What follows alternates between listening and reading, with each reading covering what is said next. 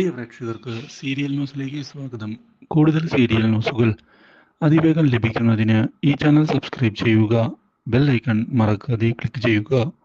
Video ഇഷ്ടമായി എങ്കിൽ like ചെയ്യാൻ മറക്കരുത്. ഒടുവിൽ കാത്തിരുന്ന ആ വാർത്ത വന്നെത്തിയിരിക്കുകയാണ്. സച്ചിയും അതുപോലെ തന്നെ രേവതിയും പ്രശ്നങ്ങളെല്ലാം മറന്നുകൊണ്ട് ഒന്നായി മുന്നിലേക്ക് പോവുകയാണ്. ഇതേ തുടർന്ന് വീട്ടിൽ പുതിയ സന്തോഷം വന്നെത്തുകയായി. ഈ കാര്യം അറിയുന്ന സച്ചിയുടെ അച്ഛനും വളരെയധികം സന്തോഷമുണ്ടാകുന്നു.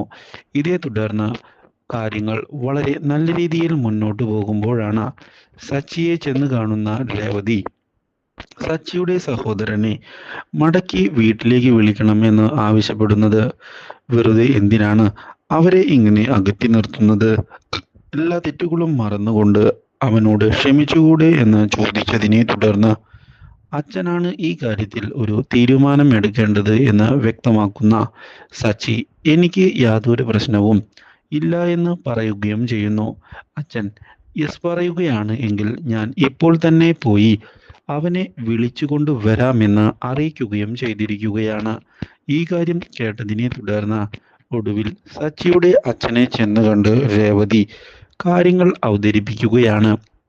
ഇനിയും ഇങ്ങനെ വാശി പിടിക്കരുത് എന്ന് പറയുകയും ചെയ്തതിനെ തുടർന്ന് ഒടുവിൽ വിട്ടുവീഴ്ചയ്ക്കായി തയ്യാറായിക്കൊണ്ട് മുന്നിലേക്ക് വരികയാണ് സച്ചിയുടെ അച്ഛൻ.